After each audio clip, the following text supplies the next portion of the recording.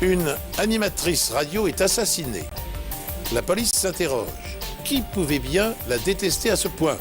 Un bout de plastique, un chien renifleur et une éponge vont permettre aux enquêteurs de résoudre cette affaire. Le monde des vedettes du cinéma et du showbiz n'est pas fait uniquement de strass, de paillettes. Une mort tragique peut y survenir, comme dans n'importe quel milieu. Souvenez-vous de Sharon Tate, cette jeune actrice prometteuse, épouse de Roman Polanski, massacrée avec 4 autres personnes par les adeptes sataniques de Charles Manson. Souvenez-vous de l'assassinat du couturier italien Gianni Versace, abattu de 2 balles tirées en pleine tête par un tueur en série. Et la soirée du 8 décembre 1980 demeurera à jamais jour de deuil pour les fans des Beatles quand John Lennon s'écroula devant l'entrée du Dakota Building à New York, tué à bout portant par un certain Mark David Chapman. L'histoire que je vais vous raconter maintenant ne concerne pas une personnalité de premier plan. Non, elle évoque la mort absurde et pathétique d'une vedette locale, dirons-nous, une animatrice de radio, qui s'efforçait chaque nuit de soulager le mal de vivre de ses auditeurs. Les stars de la radio ont beaucoup de fans, mais elles sont rarement harcelées par leurs auditeurs. Peu de gens savent à quoi elles ressemblent, ce qui leur permet de rester plus ou moins dans l'anonymat. Mais ce n'est pas le cas de Debbie Dykes, 31 ans. Elle anime une émission diffusée tard le soir en Virginie. Chaque nuit, elle écoute ses auditeurs et se livre à eux, intercalant chaque conversation de morceaux de musique. Pourquoi ne pas tout faire pour que Marilyn et d'autres ados comme elle ne soient pas déçus cette année? Elle était du genre à dire « Aujourd'hui, je suis comme ci ou comme ça ». Elle leur disait si elle se sentait de bonne humeur, triste, en colère ou heureuse parce que quelque chose de bien venait de lui arriver. Ensuite, elle leur disait « Et vous, quoi de neuf? Appelez-moi pour me raconter » ou « Qu'est-ce que vous pensez de ça ?» Elle s'adressait à ses auditeurs comme Madame Tout-le-Monde. Et je pense que c'est le fait qu'elle soit si accessible qui l'a rendue populaire. Mais un jour, un homme appelle la police. Un drame s'est produit.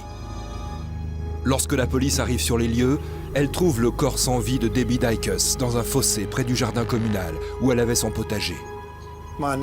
À première vue, ça ressemblait à un crime sexuel.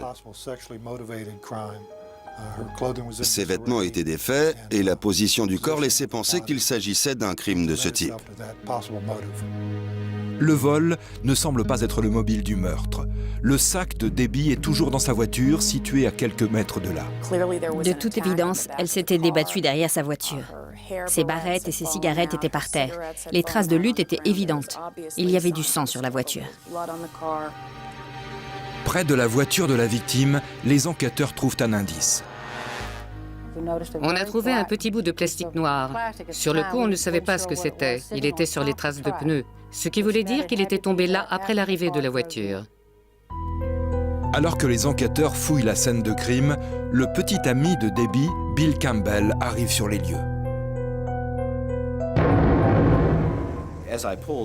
Quand je suis arrivé, un officier de police est immédiatement sorti de sa voiture pour me bloquer le passage.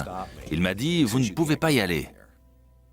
Je lui ai dit « Ma petite amie a un jardin ici, je viens la voir ». Il m'a répondu « Vous ne pouvez pas y aller, il y a eu un meurtre ». Et là, j'ai compris qu'il lui était arrivé quelque chose. Bill Campbell est DJ à la station de radio où travaille Debbie. Il explique aux policiers qu'il est venu car il s'inquiétait de ne pas la voir rentrer. À un moment, il a fini par me dire qu'elle était morte, sans me donner d'autres détails. L'un des collègues de Debbie pense que la jalousie pourrait être le mobile du meurtre. J'ai pensé tout de suite à certaines personnes, comme par exemple des anciens employés de la radio. Peut-être que certains ne l'appréciaient pas, parce qu'ils n'aimaient pas son émission et la trouvaient un peu trop mièvre. Apparemment, Debbie avait confié à des amis qu'elle craignait que quelqu'un s'en prenne à elle.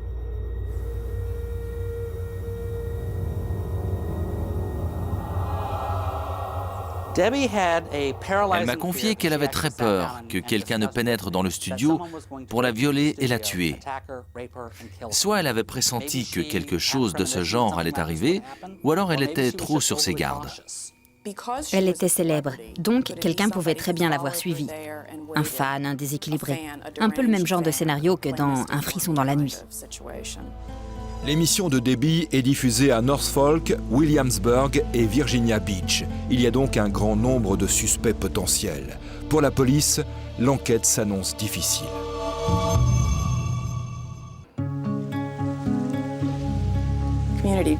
La peur était palpable dans toute la communauté. Les gens ne parlaient que de ça. Que ce soit au supermarché, à la station-service ou au pressing, tout le monde parlait de l'affaire. Debbie Dicus, une célèbre animatrice de radio, a été retrouvée morte dans le jardin communal où elle avait son potager.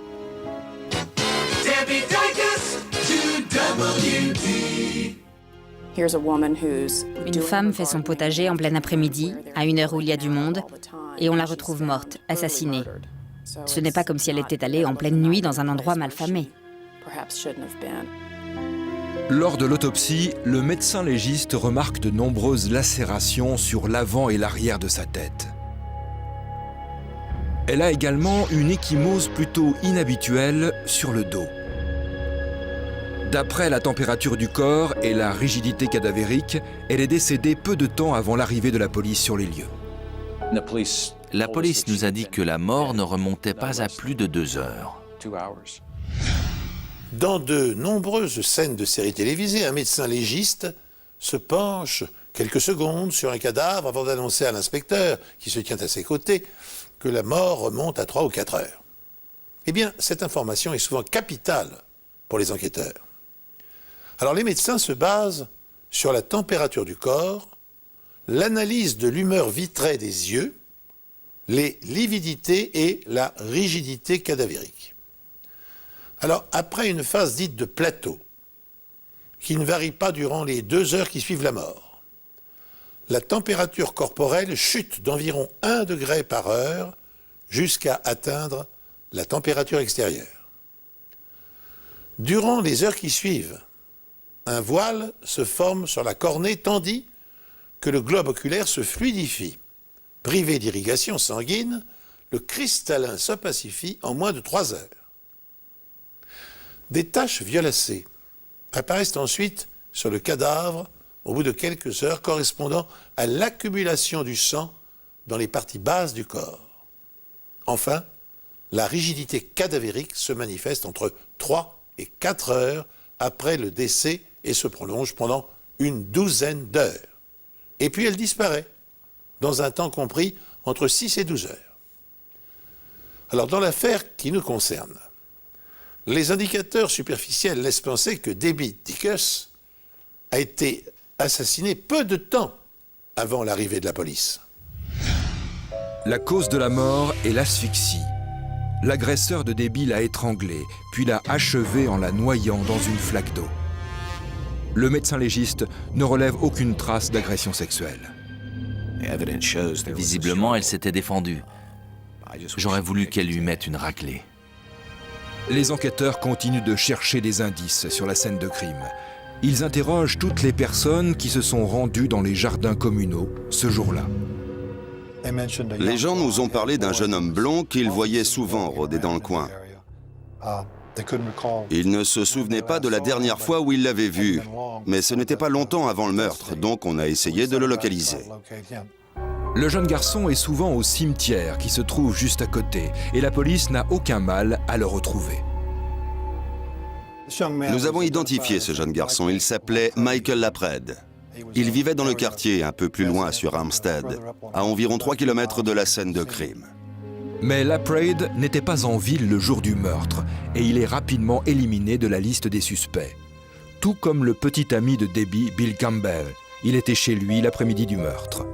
Les enquêteurs épluchent alors le relevé téléphonique de la radio pour voir si certains des auditeurs ont appelé Debbie plusieurs fois. Durant toutes les années qu'on a passées ensemble à la radio, on a bien dû tomber sur 1 ou 2 fous furieux, mais je n'ai pas le souvenir qu'elle se soit jamais sentie menacée par l'un d'entre eux. Les enquêteurs tombent enfin sur un indice dans les alentours du potager. À quelques mètres de l'endroit où le corps a été découvert, ils trouvent ce qui ressemble au manche d'une binette. Il est cassé en deux. Visiblement, c'était l'objet avec lequel l'agresseur l'avait frappée plusieurs fois à la tête. Elle avait des blessures importantes sur le dessus de la tête, elle avait le crâne ouvert, ce qui correspondait à des coups violents portés avec une binette. Un chien de la brigade cynophile est amené sur les lieux pour retrouver la piste du tueur. Glenel Fullman demande aux enquêteurs de ne pas toucher la binette tant que le chien ne l'a pas sentie. Je voulais que personne ne touche la binette. Je leur ai demandé de sortir seulement le manche de l'eau avec un bâton. Je ne voulais pas compromettre la pièce à conviction plus que nécessaire. Le chien renifle le manche. Certains pensent que c'est l'adrénaline qu'il détecte. Bien sûr que les chiens sentent la peur.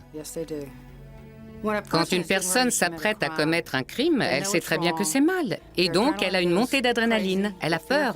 Elle ne veut pas se faire prendre. Son corps dégage une odeur qui la rend d'autant plus facile à pister.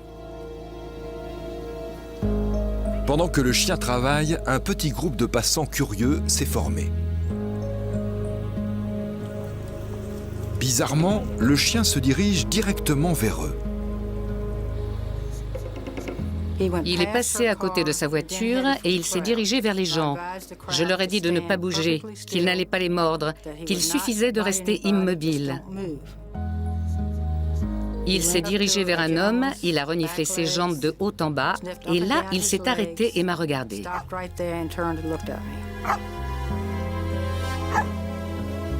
Pourquoi le chien a-t-il marqué cet homme au milieu du groupe des passants? Les enquêteurs ne vont pas tarder à le découvrir.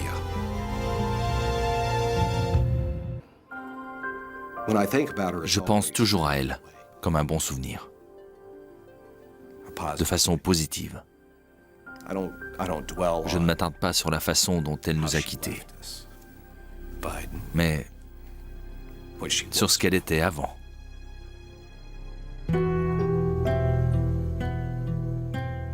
Après le meurtre de l'animatrice radio Debbie Dykes, la police envoie la binette retrouvée près de son corps au laboratoire médico-légal. On a retrouvé des cheveux sur la lame de la binette qui était couverte de boue, et ces cheveux étaient ceux de la victime.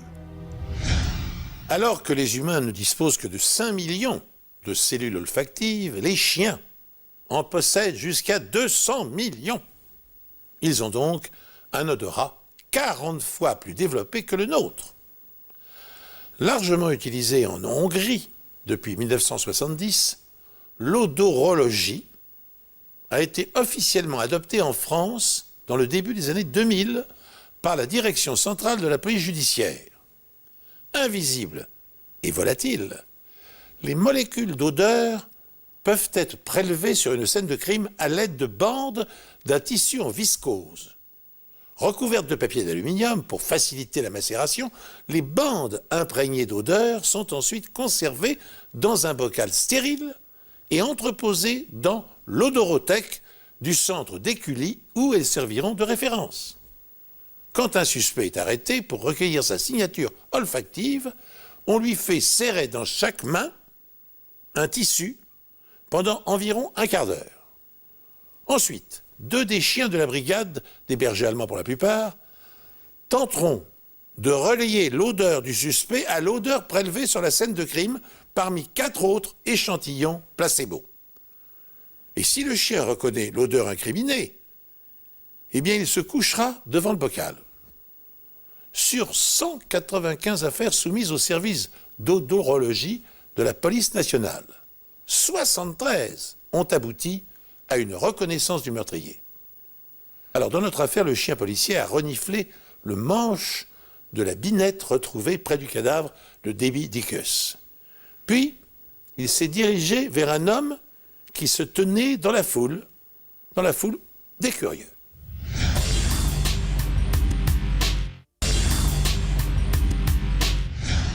Cet homme s'appelle Ronald Blanchard. C'est lui qui a retrouvé le corps de Debbie et appelé la police. Il y avait peut-être une explication, mais ça valait tout de même la peine qu'on s'intéresse de près à lui. Ronald Blanchard, 31 ans, est un jeune marié. Il travaille sur un bateau de pêche. Il n'avait apparemment aucune raison de s'en prendre à Debbie, et il affirme que c'est l'un des passants attroupés autour de la scène de crime qui lui a dit qu'elle était une animatrice radio célèbre. J'ai enquêté sur son passé. Je suis allé au camping où il vivait avant et j'ai découvert qu'il avait un passif très lourd. Il avait abandonné ses études et apparemment c'était quelqu'un de très instable. Blanchard nie avoir touché l'outil de jardinage quand il a trouvé le corps de Debbie. Selon lui, il a seulement pris son pouls. Sur son t-shirt, les experts trouvent des éclaboussures de sang.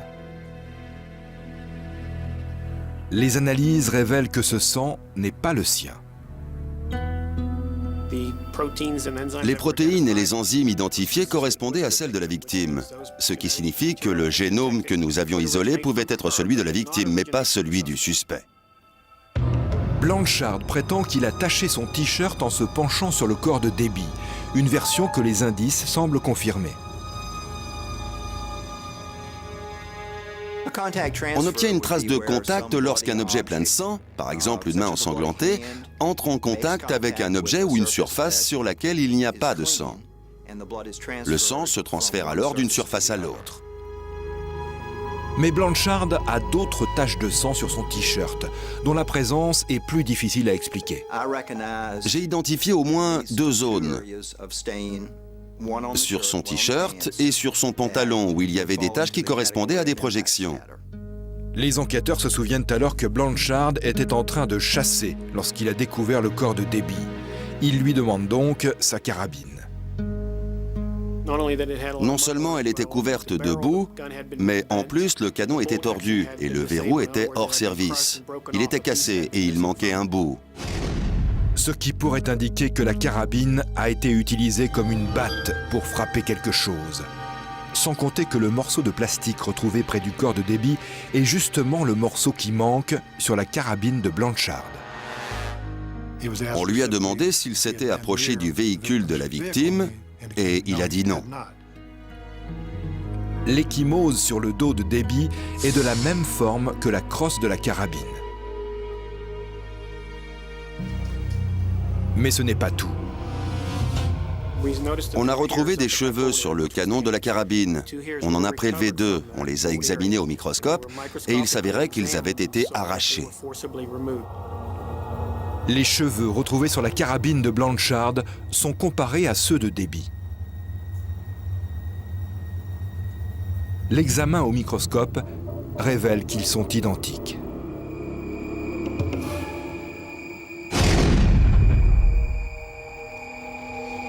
De plus, Debbie avait raconté à son petit ami qu'elle s'était disputée avec un homme qui chassait tout près des jardins communaux. Elle m'a dit qu'elle avait vu un type avec une carabine. Elle ne l'a pas décrit et je n'ai pas eu l'impression qu'elle avait peur de lui. Elle était seulement un peu contrariée qu'il tue les oiseaux.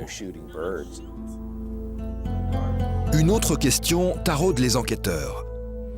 Si Blanchard a tué Debbie, pourquoi a-t-il appelé la police?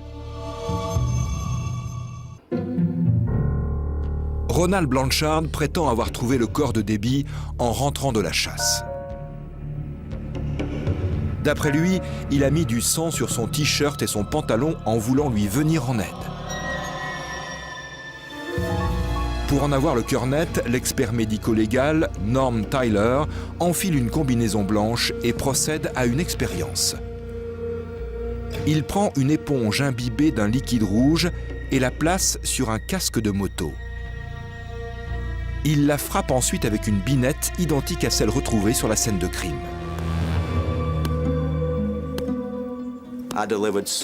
J'ai porté un certain nombre de coups avec la binette et j'ai obtenu le même type de tache que celle observée sur le t-shirt du suspect.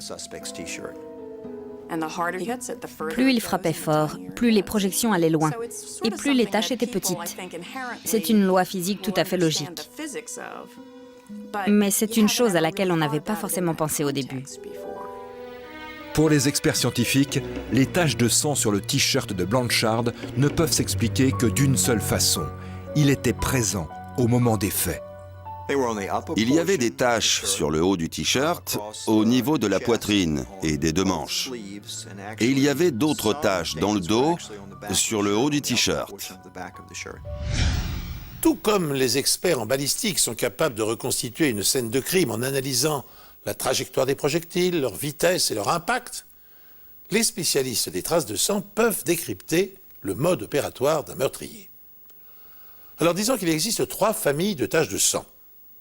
Les taches larges indiquent que des coups ont été portés à faible vitesse ou que le corps a stagné sur le sol. Les éclaboussures à moyenne vélocité sont provoquées par des armes blanches ou des objets contondants. Et enfin, et c'est le cas qui nous intéresse dans notre affaire, les taches à haute vélocité produisent une brume de fines gouttelettes. Par ailleurs, le dos du t-shirt de Ronald Blanchard, l'assassin présumé, est également couvert de taches. Ce qui indique qu'il a effectué un mouvement d'avant en arrière au-dessus de sa tête avec un objet ensanglanté. Il n'y avait pas d'autre explication. Il pouvait nous raconter ce qu'il voulait et prétendre qu'il s'était taché en voulant prendre son pouls. Ça ne suffisait pas à expliquer la nature de ces taches. Il ne pouvait pas s'être retrouvé avec des taches comme ça, simplement en se penchant sur elles. Pour moi, en tant qu'observateur, ils m'ont convaincu à 100%. Les traces sur le jean de Blanchard prouvent également qu'il y a eu lutte. Il y avait des traces vertes sur les genoux, comme si la personne s'était agenouillée dans l'herbe. Ronald Blanchard est arrêté et inculpé de tentative de viol, enlèvement et meurtre. C'est pas moi! Le procureur pense que Blanchard a rencontré Debbie par hasard dans le jardin communal. Ce n'était sans doute pas la première fois qu'ils se voyaient. Les preuves indiquent qu'il l'a frappée avec la crosse de sa carabine. Elle essaie de s'enfuir et il la frappe de nouveau. C'est là qu'il casse le verrou en plastique de sa carabine, que les enquêteurs retrouveront ensuite près de la voiture de Debbie. Selon toute vraisemblance, il l'a agressée pour la violer, mais visiblement, elle s'est défendue de toutes ses forces. Blanchard l'a donc frappée à plusieurs reprises avec la binette, ce qui explique les petites éclaboussures de sang sur son t-shirt. Il l'a ensuite achevée en l'étranglant. Lorsqu'il rentre chez lui, sa femme remarque qu'il a les mains pleines de sang. Il est donc obligé de lui mentir et lui raconte qu'il a trouvé un cadavre. Pour que sa femme croie à son histoire, il n'a pas d'autre choix que d'appeler la police. J'ai trouvé un cadavre. Il avait appelé la police, donc il était obligé de continuer dans son mensonge. Il fallait qu'il fasse croire à son histoire jusqu'au bout. Il retourne alors sur la scène de crime pour parler avec les policiers. Mais le chien l'identifie. C'était la première fois que j'avais recours à la brigade cynophile pour exploiter une preuve à charge et retrouver la piste d'un suspect. C'est un métier que j'ai découvert à ce moment-là et j'ai trouvé ça vraiment fascinant. D'après sa maîtresse, le chien Robbie a déjà travaillé sur des centaines d'autres affaires et son flair ne le trompe jamais. Je leur ai précisé qu'il avait travaillé sur plus de 700 affaires et que son taux de réussite était de 99%. Il trouve toujours ce qu'il cherche. Quoi que je lui fasse sentir, il finit toujours par retrouver la piste, que ce soit d'un objet, d'une personne ou d'une voiture. Il trouve toujours. Lors de son procès, Ronald Blanchard continue de clamer son innocence et assure lui-même sa défense. Mais les preuves contre lui sont accablantes. Blanchard est jugé coupable du meurtre de Debbie Dicus et condamné à la prison à vie. À aucun moment il n'a montré qu'il regrettait. Il continuait de prétendre qu'il était innocent et qu'il s'agissait d'une erreur judiciaire. Il n'a jamais reconnu qu'il était impliqué dans ce meurtre. Plusieurs années après le meurtre, Blanchard a enfin reconnu les faits dans une lettre adressée au producteur de notre programme. Je regrette profondément d'avoir fait souffrir tant de personnes. Je me rends compte de ce que j'ai fait et j'accepte d'en payer les conséquences. C'est dommage qu'il ait attendu autant de temps pour le faire, mais j'imagine que ça l'aidera tout de même à vivre avec ce qu'il a fait. Mais les proches et la famille de Debbie n'avaient pas besoin de ses aveux pour être convaincus de sa culpabilité. Les experts médico-légaux l'avaient déjà prouvé. Je me demande ce qui a bien pu lui passer par la tête. Je ne ressens aucune haine à son encontre, ni aucune empathie non plus. Je pense que c'est simplement un pauvre type bête et méchant. Je trouve formidable ce que la science a réussi à faire. S'ils n'avaient pas retrouvé la piste de Blanchard, je me demande s'ils se seraient arrêtés là. Sans les experts médico-légaux, je ne pense pas qu'on aurait pu résoudre cette affaire aussi facilement. Il y avait beaucoup de preuves à charge contre lui, mais sans eux, le puzzle aurait été incomplet.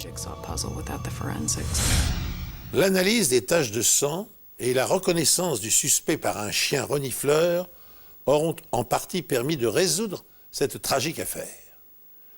Depuis quelques années, les chiens sont devenus de précieux auxiliaires des experts scientifiques pour retrouver des individus, des drogues ou même des cadavres. Dans notre affaire, le berger allemand qui avait repéré Blanchard se nommait Rodi von Branning. Il mourut de sa belle mort à l'âge de 9 ans en 1989 et eut droit à des articles de presse et à une oraison funèbre digne de celle qui aurait été faite à un policier. Sachez encore qu'au terme de 10 ans d'incarcération, Ronald Blanchard fit appel du jugement le condamnant à la prison à vie. Durant les 10 ans écoulés, l'utilisation de l'ADN comme signature génétique était devenue courante dans les affaires criminelles et reconnue devant les tribunaux. Alors Blanchard espérait qu'une analyse le disculperait. Mal lui en prit. Le test fut positif. Et les jurés du second procès ne prirent que 24 heures pour confirmer sa culpabilité et corroborer la sentence. Cette émission est maintenant terminée. Merci de l'avoir suivie en ma compagnie et de nous être fidèles. Retrouvons-nous prochainement sur cette antenne pour de nouvelles affaires des enquêtes impossibles.